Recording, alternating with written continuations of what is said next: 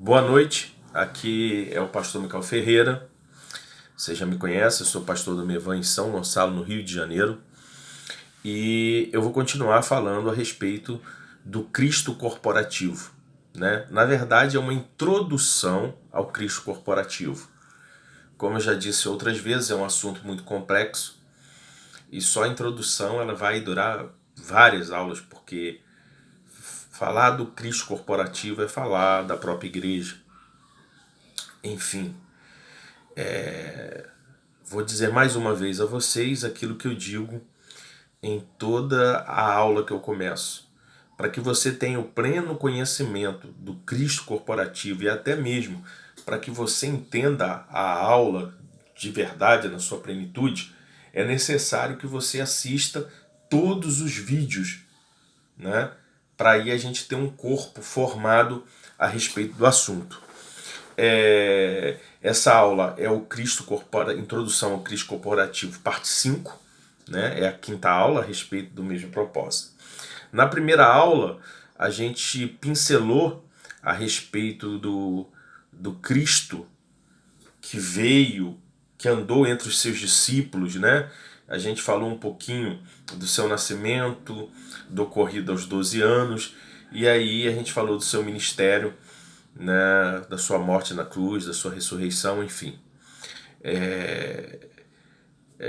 para aquilo que ele veio, enfim. E aí, a partir da segunda aula, a gente começou de verdade a entrar e falar a respeito desse Cristo corporativo nessa plenitude maior. Porque era impossível que a gente falasse desse Cristo corporativo sem falar primeiramente do Cristo individual, aquele Cristo que veio em carne. Enfim, agora a gente vai começar essa aula, mas como todas as aulas, a gente precisa começar no texto desculpa, que é o nosso texto lá de Atos 9:4. Você que está assistindo às aulas já sabe de cor, né? É aquele texto onde Paulo, ele ainda era Saulo de Tarso e ele estava andando ali no caminho de Damasco e de repente ele escuta uma voz que lhe dizia: Saulo, Saulo, por que me persegues? E essa voz em seguida vai dizer a ele quem era e vai informar a ele que era Jesus, aquele a quem ele perseguia. Né? Então, como a gente já explicou nas aulas anteriores, o fato é que Jesus já havia morrido a sua morte de cruz, já havia ressuscitado, já era morto e ressuscitado. Então não havia uma perseguição direta a Jesus. O que havia perseguição era contra os cristãos. Paulo tinha cartas para perseguir esses cristãos. E aí, uma vez que ele perseguia e matava esses cristãos, ainda que achando que era por zelo a sua religião, que ele era judeu, ele tem esse encontro com Cristo e Cristo vai dizer que ele o perseguia porque a igreja é o próprio Cristo hoje. Ela é o Cristo corporativo desse tempo. Vamos ler lá. Eu vou ler Atos 9, versículo 4 e 5. Diz assim: E ele, caindo em terra, ouviu uma voz que lhe dizia: Saulo, Saulo, por que tu me persegues? E aí no versículo 5 vai dizer assim: E ele, caindo em terra, ele, Paulo, ou Saulo até então, ouviu uma voz que lhe dizia: Saulo, Saulo, por que tu me persegues? Versículo 4. Versículo 5. E ele disse: Quem és tu, Senhor? Paulo agora faz uma pergunta ao Senhor. E, de fato, o Senhor responde. E disse o Senhor: Eu sou Jesus, a quem tu persegues. Duro é para ti chutar contra os aguilhões. Então Paulo, aquele que perseguia o povo de Deus, ele agora tem um encontro sobrenatural com o Cristo desse mesmo povo. E o fato é que esse Cristo, quando diz que a respeito de Saulo está perseguindo o seu povo, ele não usa esse tipo de palavra: olha, você está perseguindo o meu povo, ora, você está perseguindo aqueles que entenderam quem eu sou. Não, ele diz assim: Saulo, Saulo, por que me persegues? Porque quando Paulo perseguia o povo de Deus, ele perseguia o próprio Cristo. Então, partindo desse princípio, agora a gente começa novamente a entrar na aula com os outros textos bíblicos falando a respeito desse Cristo corporativo. Né? A gente já pincelou, e essa é a quinta aula, e a gente agora vai para Mateus, capítulo 18, versículo 20. Mateus, capítulo 18, versículo 20. Desculpa. Vamos lá. Mateus, capítulo 18, versículo 20. Diz assim: porque onde estiverem 2 ou 3 reunidos em meu nome, ali estou eu no meio deles. Jesus está dizendo assim, que se nós nos reunirmos, se nós estivermos juntos no mesmo entendimento, né? Ou seja, falando em nome dele, clamando pelo nome dele, dissertando a respeito do nome dele, se há 2 ou 3 juntos, o fato é, ele está no meio. Não é que quando se reúnem 2 ou 3 em nome dele, talvez ele venha. Não é que se esses 2 ou 3 se reunirem, existe uma grande possibilidade dele estar. Não, o que ele está dizendo é, se há 2 ou 3 reunidos em meu nome, eu estarei no meio deles. Então é um fato concreto. Toda vez que nos reunimos como irmãos em Cristo, como membros de um só corpo, ainda que sejam 2 ou 3, o Senhor, chamado Jesus, esse Cristo, está no nosso meio, comungando conosco, participando conosco. E aí agora a gente vai para o próximo texto, que está lá em Colossenses, capítulo 1, verso 18. Colossenses, capítulo 1, verso 18.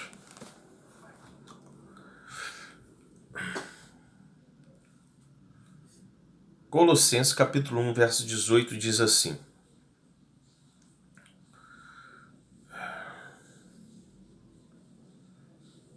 ele é a cabeça do corpo, da igreja, e o princípio e o primogênito dentre os mortos, para que em todas as coisas tenha preeminência.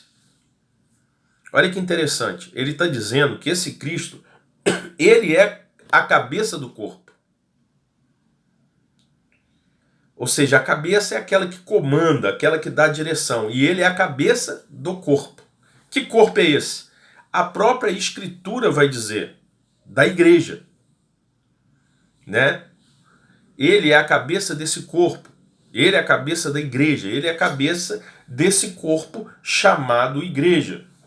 Aquilo que a gente vai chamar de Cristo corporativo, porque o Cristo continua andando sobre a terra, agora sobre um novo corpo chamado igreja. E ele é o princípio, ele é o primogênito dentre os mortos. E para que em todas as coisas ele tenha preeminência. Ok? Então, ele é o cabeça desse corpo chamado igreja. Somos membros de um só corpo. Um corpo formado que se torna igreja. Agora, esse corpo tem uma cabeça. E essa cabeça não sou eu e não é você. Essa cabeça é Cristo. E Cristo comandando esse corpo, ele continua caminhando sobre a terra, fazendo milagres, maravilhas, manifestações.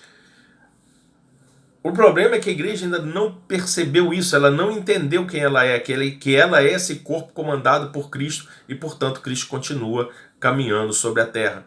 Ele caminha sobre a terra nesse exato momento através da sua igreja. Agora a gente precisa transicionar para que a gente tenha o perfeito entendimento disso, que nós verdadeiramente somos esse corpo de Cristo. Não é que nós seremos, nós já somos. E nós precisamos caminhar como tais. E não só caminhar como tais, nós precisamos entender que Cristo, o cabeça, precisa comandar esse corpo. As decisões são dele. É ele que decide como esse corpo se movimenta e aquilo que esse corpo tem que fazer. A gente precisa se render totalmente a esse Deus Todo-Poderoso. Vamos para Efésios? Efésios, capítulo 3, do 9 ao 11. Efésios, capítulo 3, do 9 ao 11. Vamos lá. Efésios, capítulo 3, do 9 ao 11, diz assim. Deixa eu ler o 8, porque senão o 9 não vai ter muito sentido para você. O 8 diz assim, mas o que eu quero dizer está no 9 ao 11. A mim, que sou menos que o mínimo de todos os santos, isso Paulo falando, me foi dado a graça de pregar entre os gentios as riquezas incompreensíveis de Cristo. A esse Paulo foi dada a incumbência de levar o evangelho para os gentios e apresentar a esses mesmos gentios essas riquezas que são incompreensíveis para aqueles que não estão nele. São incompreensíveis com o entendimento humano, ok? E aí sim, agora a gente entra no 9 e vai até o 11, que é aquilo que a gente quer falar. E fazer com que todos vejam qual é a comunhão do mistério que desde o começo do mundo esteve oculta em Deus, que criou todas as coisas por meio de Jesus Cristo, para que agora os principados e potestades nos lugares celestiais possam conhecer pela igreja a multiforme sabedoria de Deus. Isso é forte, igreja. Você precisa entender isso. Olha aquilo que ele está falando a nosso respeito. Segundo o eterno propósito que fez em Cristo Jesus, nosso Senhor. E aí, eu vou ler o 12 só para dar um entendimento, mas a gente vai falar do 9 ao 11. No qual temos ousadia e acesso com confiança pela nossa fé nele. Ou seja, nós já temos essa ousadia, já temos o acesso com confiança, ou seja, que vamos conseguir acessá-lo. E isso é por meio da nossa fé nele, a fé que nós temos nele.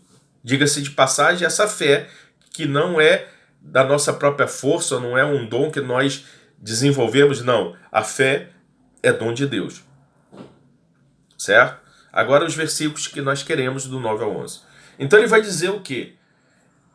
Fazer que todos vejam qual é a comunhão desse mistério. Ele veio e ele foi impulsionado por Deus para que todas as pessoas conseguissem ver qual é a comunhão desse ministério, o que esse ministério comunica, o que é falado a respeito desse mistério. E ele diz mais, que desde do começo do mundo, ou seja, não havia nada ainda.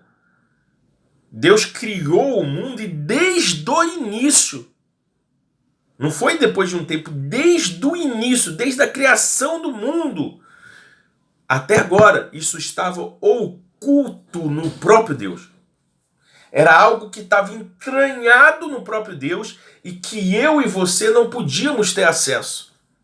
Porque estava oculto, estava escondido dentro do próprio Deus e o homem não conseguia alcançar esse lugar para receber essa revelação. Era impossível. Mas agora vem Paulo e diz que ele foi escolhido e que agora essas coisas estão sendo reveladas. E aí ele continua dizendo, essas coisas esteve oculto nesse Deus que criou todas as coisas por meio de Cristo. Olha que interessante. Todas as coisas foram criadas por Deus, mas por meio de Cristo. Tudo que foi feito, o Pai fez através do seu Filho.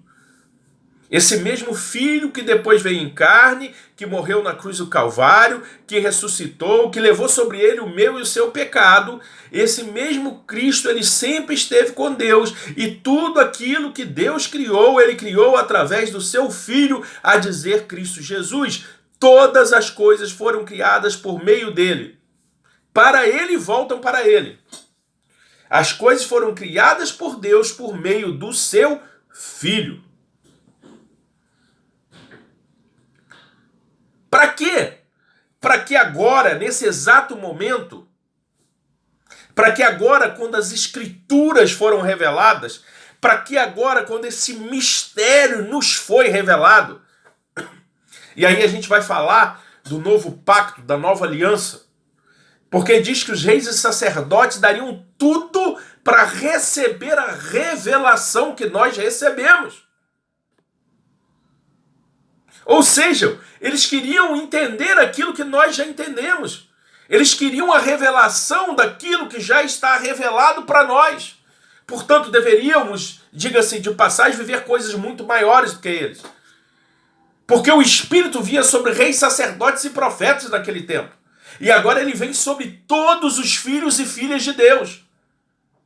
E diga-se de passagem, o Espírito que vinha sobre reis, sacerdotes e profetas era em parte, não numa totalidade. E agora você e eu recebemos esse Espírito na sua totalidade. Então as revelações que temos são muito maiores do que aqueles tiveram. Agora você precisa querer acessar esse lugar. Você precisa ter a convicção disso. Você precisa se posicionar para que você receba isso. É necessário que haja uma metanoia, uma mudança de mente, para que você entenda que essa revelação já está disponível para você. Você só precisa acessar. E aí ele diz assim: para que agora, ou seja, nesse exato momento, os principados e potestades nos lugares celestiais possam conhecer. Mas aí tem uma vírgula, ele está falando assim, para que agora, principados e potestades, anjos, demônios, que estão nos lugares celestiais, possam conhecer esse mistério. Mas aí tem uma vírgula que vai dizer, pela igreja, para que as potestades e os principados que já estão lá nas regiões celestiais possam conhecer esse mistério, eles necessitam da igreja. É necessário que eles venham e aprendam com a igreja. Ou seja, o corpo de Cristo. Eu e você. Juntos, não separados.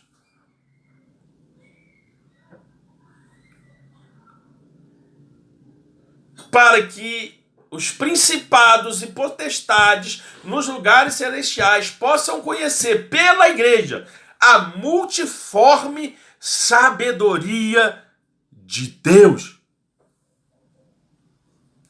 Para que eles entendam a multiforme sabedoria de Deus, eles precisam vir para aprender com a igreja. Com um corpo bem ajustado.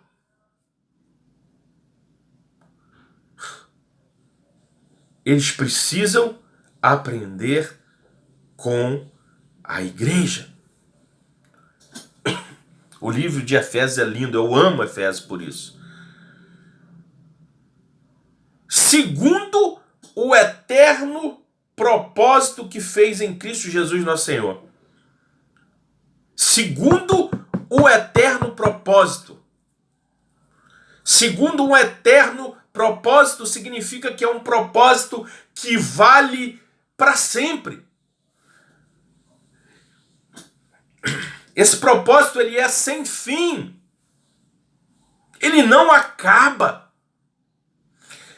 Porém, é necessário que a gente entenda que esse propósito é feito em Cristo Jesus, foi feito em Cristo Jesus, que é o nosso Senhor, para vocês aprenderem a multigraça, a multiforme sabedoria de Deus, segundo o propósito que fez em Cristo Jesus, nosso Senhor, segundo o propósito de Cristo. 1 Coríntios 10. Vamos lá.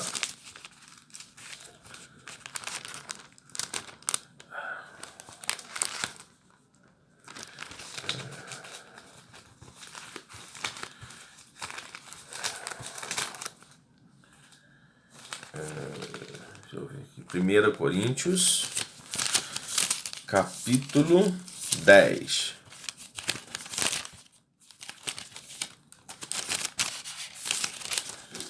Primeiro Coríntios, capítulo 10, versículos 16 e 17.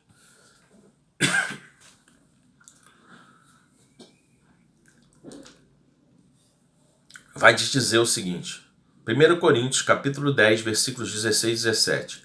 O cálice de bênção que nós abençoamos não é a comunhão do sangue de Cristo? O pão que nós partimos não é a comunhão do corpo de Cristo? Porque nós, sendo muitos, somos um só pão e um só corpo. Porque todos somos participantes de um só pão. Que lindo, né? Paulo está falando aos coríntios. E aí ele diz aos coríntios que ele faz, na verdade, duas perguntas. A primeira pergunta que ele faz já é uma pergunta que, ao mesmo tempo, já afirma aquilo que realmente é. O cálice da bênção que nós abençoamos não é a comunhão do sangue de Cristo? O cálice em que fazemos a comunhão, o cálice em que ceiamos em conjunto, esse cálice que nós abençoamos, que damos graças a esse Deus, ele não é a comunhão do sangue de Cristo? Lógico que é. Temos parte nele. Temos comunhão com o sangue de Cristo Jesus. E aí ele continua dizendo, o pão que nós partimos não é a comunhão do corpo de Cristo? Ele está falando um pouco daquilo que chamamos de ceia, ainda que, enfim. Então ele está dizendo assim, o pão que nós partimos, ele não é a comunhão com o corpo de Cristo? Lógico que é. Nós partimos esse pão em comunhão, comemos desse pão, para que sejamos participantes desse corpo, desse pão que representa o corpo de Cristo, para que sejamos participantes. E aí o versículo 17 diz, porque nós sendo muitos, eu, você, cada crente em Cristo Jesus, cada filho em cada parte desse planeta, somos muitos. Não somos poucos. Não somos alguns. Não é só uma pessoa, somos muitos. Mas apesar de nós sermos muitos, porque nós sendo muitos, nós somos um só pão. E aí ele diz mais, um só corpo, porque esse pão é o corpo de Cristo. Nós somos um só pão, um só Cristo. Eu e você, mesclado um no outro, tornando-se um só corpo. Muitos membros, mas um só corpo, do qual o cabeça é Cristo, lembre-se.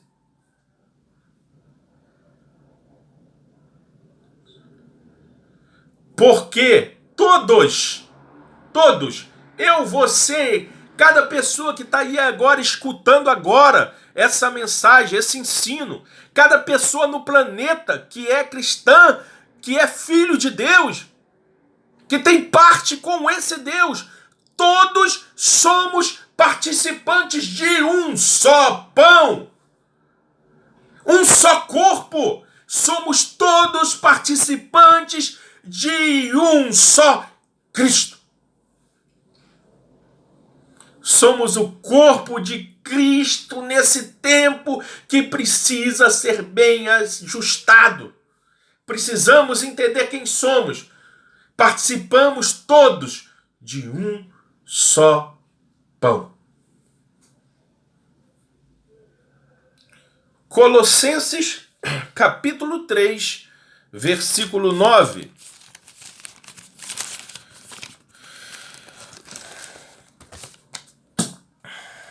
Colossenses, capítulo 3, versículo 9. Vai dizer assim: não mintais uns aos outros, pois que já vos despistes do velho homem com os seus feitos. E aí eu vou ler o 10 só para que você tenha um pouquinho desse entendimento. Ele vai dizer assim: e vos vestistes de novo o homem, que se renova para o conhecimento, segundo a imagem daquele que o criou. E aí no 10,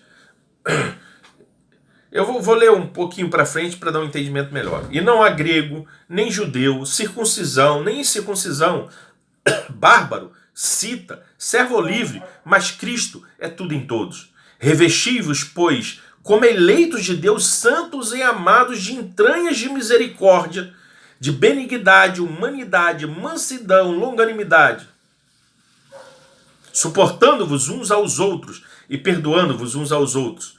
Se alguém tiver queixa contra outro, assim como Cristo vos perdoou, assim fazei vós também.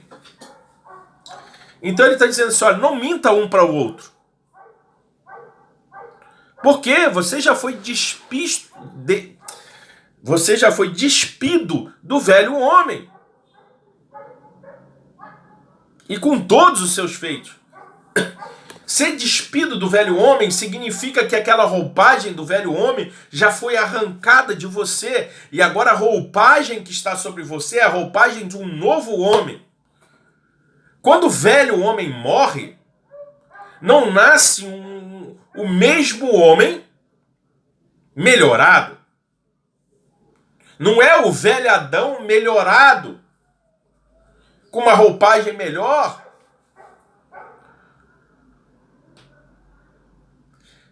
Não tem a ver igual aqueles programas de carro, onde a lata velha, eu acho que chama aquilo, o cara vai lá, leva um carro velho e fazem uma reforma e ele fica como novo. É aquele carro antigo, mas ele foi reformado, ele colocou peças novas, ele foi pintado, ele está melhorado. Não é isso. Se fosse um carro, seria comprar um carro novo, um carro 0 quilômetro. Então o que acontece não é que é um velho Adão recalchutado, não é um velho Adão com peças novas, ou com sentimentos novos que foram colocados, sentimentos melhores. Um novo Adão mais altruísta. Um novo Adão melhorado, com sentimentos melhores. Um novo Adão que foi arrancado uma mente e colocado uma mente novinha no lugar. Não é isso. Você foi despido do velho homem. Já tirou essa roupagem, essa capa que encapsulava você, essa capa do velho homem, ela foi arrancada. O velho homem morreu. E agora a Bíblia fala de um novo homem. E aqui ela fala de um homem vestido de um novo homem. Ou seja, foi arrancado essa cápsula do velho homem onde você vivia e aí ele não pegou essa cápsula, deu uma melhorada, uma recalchutada e colocou em você de novo. Não, ele pegou essa capa, ele jogou fora e agora ele botou uma nova capa, uma capa 0 quilômetro e formou um novo homem. O velho homem morreu e nasceu um novo homem, não um homem melhorado daquele recalchutado, não. Aquele morreu, não existe mais. O que existe agora é um novo homem, uma nova criatura formada em Deus. Por isso ele vai dizer, dos seus pecados eu não me lembro mais, porque aquele velho homem morreu, acabou. O que existe agora é uma nova criatura. Um novo homem. Não um velho Adão recalchutado, mas um novo homem. Uma nova criatura em Cristo Jesus. Somos uma nova criatura. Um novo homem. E aí ele diz, no 10, e vos vestiste do novo homem. Ou seja, agora a capa foi mudada, foi pegar uma capa nova, encapsulou você nesse novo homem. E esse novo homem, ele se renova para o conhecimento. Ele vai se renovar. A cada manhã ele se renova. E ele se renova para quê? Para o conhecimento. Para que cada vez haja mais conhecimento de quem é esse Cristo, de quem é o Evangelho, de quem é o Pai, de quem é o Espírito. Há uma revolução e uma renovação em nós.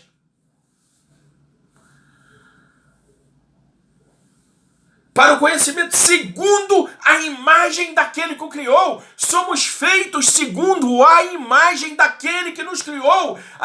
O Pai criou todas as coisas, inclusive a nós, através de Cristo. Não é isso que a Escritura diz? Não é isso que nós lemos lá? Que Deus criou todas as coisas a partir de Cristo. Nós também fomos criados por Deus através do seu Filho, esse Cristo. Segundo a imagem dele, somos feitos segundo a imagem dele. Semelhantes a ele.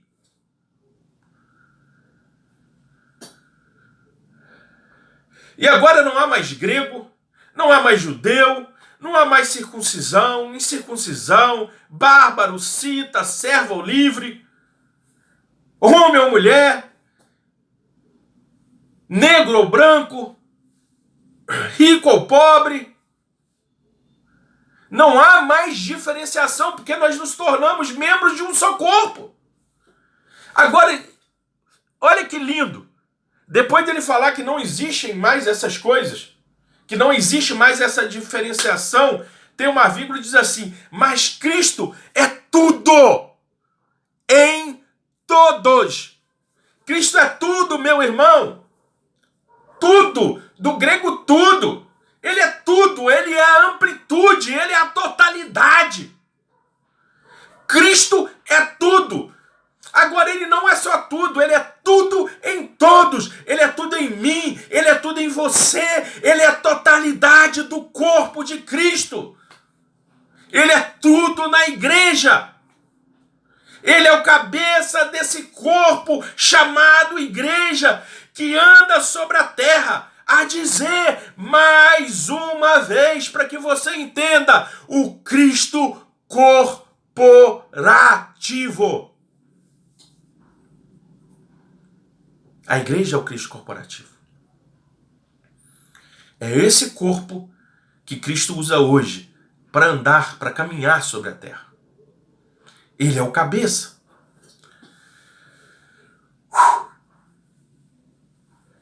E aí ele fala assim, revesti-vos, pois, como eleitos de Deus. Olha só, ele não está dizendo assim, olha, eu vou revestir vocês, olha, quanto... Não, agora ele joga a bola para mim e para você, revesti-vos. Nós precisamos nos posicionar. Nós precisamos entrar debaixo dessa dimensão, estarmos alinhados. Nós é que precisamos nos revestir, e nos revestir como? Como eleitos. Como aqueles que foram escolhidos, porque é como eleitos de Deus. Não foi nós que quisemos, ele que nos elegeu, ele que nos trouxe para perto. Então se porte assim, como eleito de Deus.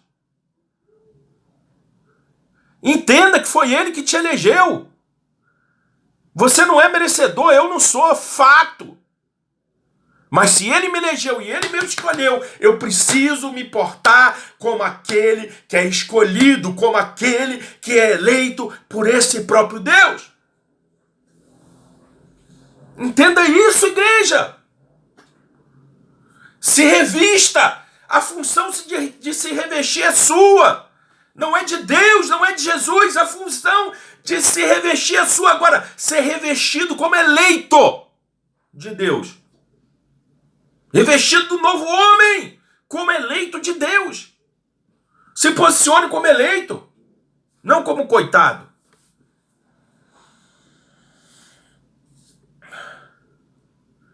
E ele diz mais, não só eleitos de Deus, também como santos.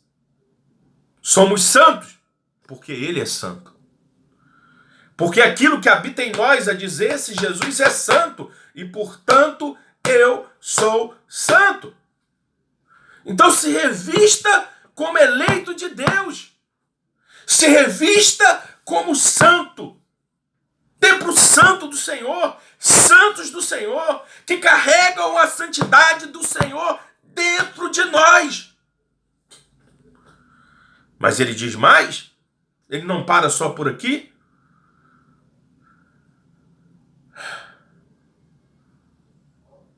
E amados, isso é o mais poderoso para mim. Se revista, meu irmão, como um eleito do Senhor. Se revista, meu irmão, como santo do Senhor e como amado. Eu sou aquele quem Deus ama. Isso é lindo. Por isso que eu acho é lindo, cara, quando João escreve o livro e ele diz, o próprio João, falando a respeito dele mesmo. Aquele que Deus ama. Ó!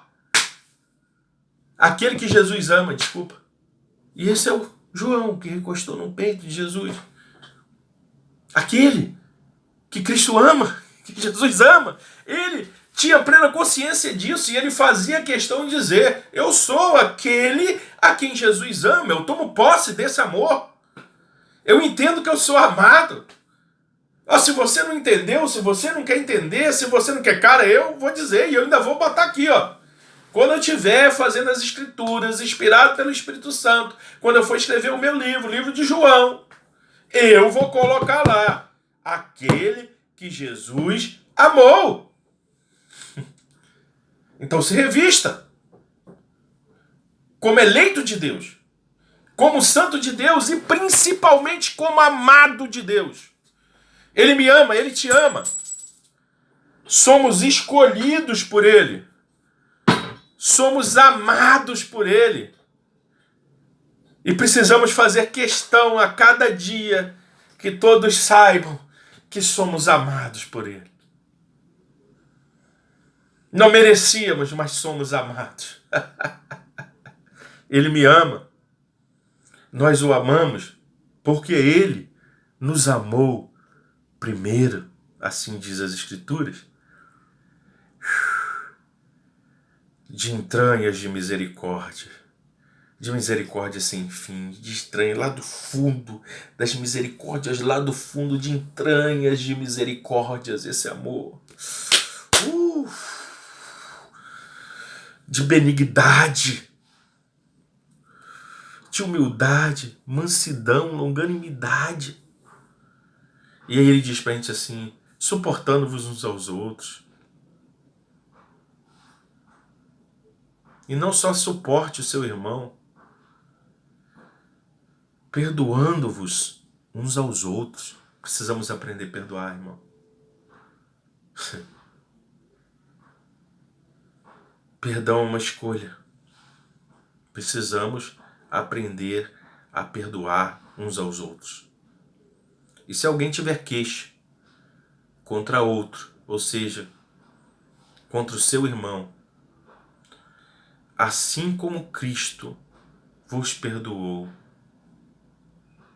assim fazei vós também.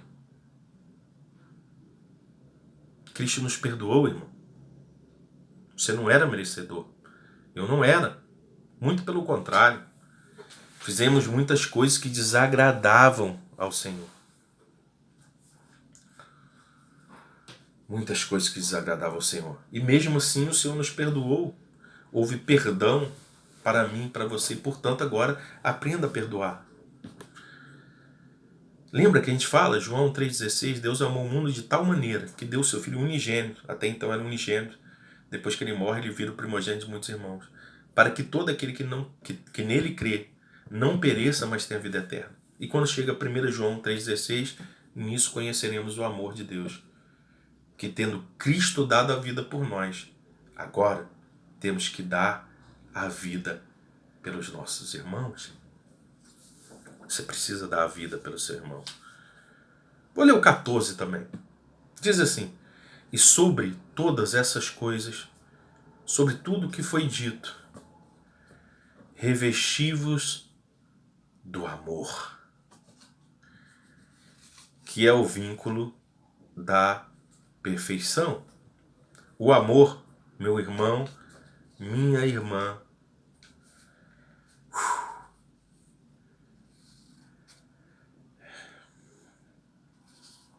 é o vínculo da perfeição.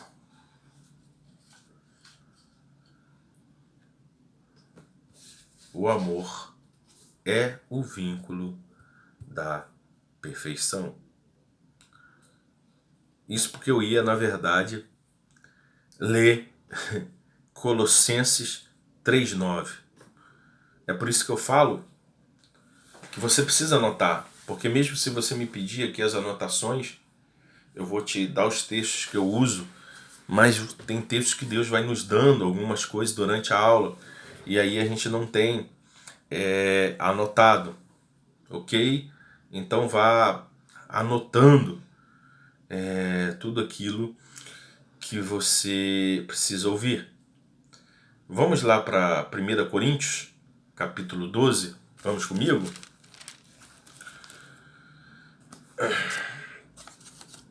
Primeira Coríntios, capítulo 12. E aí a gente vai ler do verso 12 até o verso 14, ok? Vamos lá? Porque assim como o corpo é um e tem muitos membros, e todos os membros desse corpo, sendo muitos, são um só corpo, assim também é Cristo. Porque por um Espírito, todos nós fomos batizados em um corpo, quer sejamos judeus ou gentios, quer sejamos escravos ou livres, e a todos foi dado de beber de um só Espírito. Pois o corpo não é um membro, mas muitos. E aí ele vai começar a dizer, né? Se o pé disser, eu não sou, porque eu não sou mão, não sou do corpo, e aí por diante. Se o corpo fosse só olho, né? E vai dizer, mas agora Deus colocou cada um dos membros do corpo como lhe agradou. E todos são um só membro. Se todos fossem um só membro, onde estaria o corpo? Se todo mundo fosse mão, se todo mundo fosse pé, se todo mundo fosse orelha, se todo mundo fosse olho, aonde estaria o corpo? Então cada um foi chamado para uma parte do corpo. Um é mão, um é pé, outro é olho. Até os membros menos honrosos são vestidos das melhores maneiras. Enfim, não queira ser igual. Deus nos chamou para ser diferente, porque cada um precisa ser uma parte do corpo. Então ele diz, né? Porque assim como o corpo é um e tem muitos membros, e todos os membros desse corpo, sendo muitos, são um só corpo, assim também é Cristo. O que ele está dizendo? Ele está dizendo que um corpo ele tem muitos membros. Tem mão, tem pé, tem cabeça, tem tronco. Tem muitos membros um corpo. Um corpo não tem um só membro, é uma reunião de membros. Porém, essa reunião de membros ela se torna um só, é um só corpo. Se torna um, muitos se tornam um. Por isso eu costumo dizer que quando você não conhecia Cristo, eu e você não conhecíamos, nós éramos muitos. Mas a partir do momento que o conhecemos e viemos para Ele, nós nos tornamos um só corpo. E o interessante é que eles dizem que assim como os membros são muitos, mas são um só corpo, assim também é Cristo. É assim Cristo com a sua igreja. Ele é um só. Esse corpo, esse Cristo corporativo, ele é formado de muitos membros, mas de um só corpo. Porque por um Espírito, não vários, por um Espírito, todos nós fomos batizados em um corpo. Fomos emergidos nesse corpo. Fomos batizados nesse corpo. E aí não importa se sejamos judeus, gentios, escravos, livres, homem, mulher, preto ou branco, rico ou pobre, a todos foi dado de beber do mesmo Espírito. Todos nós bebemos do mesmo Espírito. É a mesma fonte para todos nós. Não importa se você é como eu, está dando aula, se você é pastor igual a mim, se você é apóstolo, se você é profeta, se você é mestre, se você é evangelista, se você é diácono, se você é presbítero, se você está só sentado ouvindo, não importa. Esse mesmo Espírito, essa mesma fonte é que é derramada sobre nós, nós bebemos dessa mesma fonte. Todos nós, entenda. Não é mais só sobre alguns homens específicos, não é só sobre os pastores, sobre os líderes, é sobre todos nós. Nós bebemos dessa mesma fonte. Sejamos quem formos, se estamos em Cristo, bebemos dessa fonte. E por esse Espírito nós fomos batizados nesse corpo. Eu não estou nem falando do descer as águas e ser batizado, de ter formado uma nova criatura. Nós fomos batizados nele, nesse corpo. Estamos entranhados nele. Entenda isso, meu irmão, minha irmã. Somos um só com Cristo, um só corpo, do qual ele é o cabeça bem ajustado.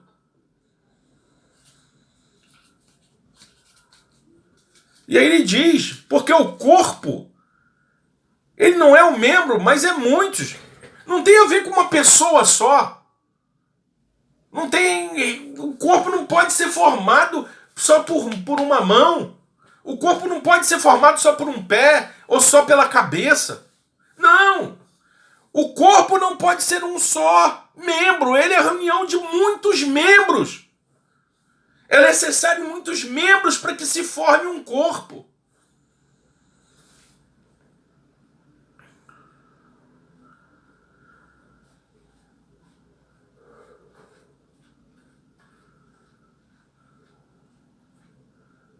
Entenda isso, meu irmão.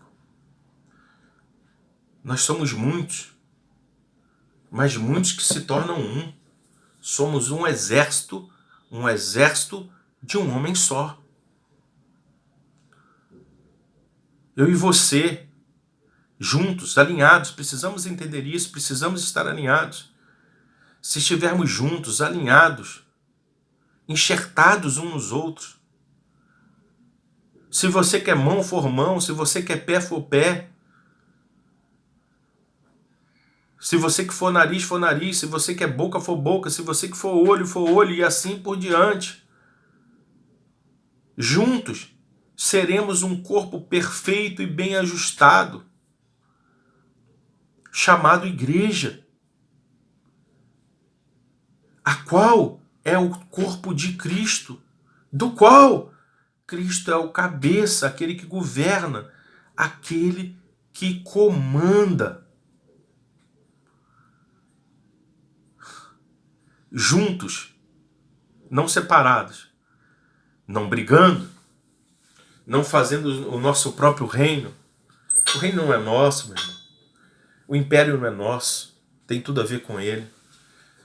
Juntos, nos tornamos o Cristo corporativo, que continua caminhando, que ainda pode mudar e sempre vai poder mudar nações, governos, todas as estruturas. A igreja precisa entender que a posição dela é de governo. Mas para isso ela precisa entender que sim, são muitos membros. Mas sim, esses muitos membros não tornam corpos diferentes, mas sim um só corpo. E esse corpo precisa estar bem ajustado, alinhado. E Cristo precisa ser o cabeça, meu irmão. Porque quem comanda é Ele. O corpo tem que obedecer. Quem dá o sinal para o corpo humano é a mente. Se a mente parar de falar, o corpo para de obedecer. Então entenda isso. Cristo precisa ser nossa mente. Porque se pararmos de nos comunicarmos com Ele, o corpo perde todo o seu desenvolvimento, o corpo perde toda a sua mobilidade. Somos o Cristo corporativo nesse tempo. Meu irmão, minha irmã, que Deus te abençoe, que sejam tempos poderosos do Senhor na sua vida. Te aguardo aí na próxima aula. Eu não sei se é nessa próxima quinta ou na outra, mas na próxima aula vai ser Introdução ao Cristo Corporativo, parte 6. Que Deus te abençoe. Fiquem com Deus.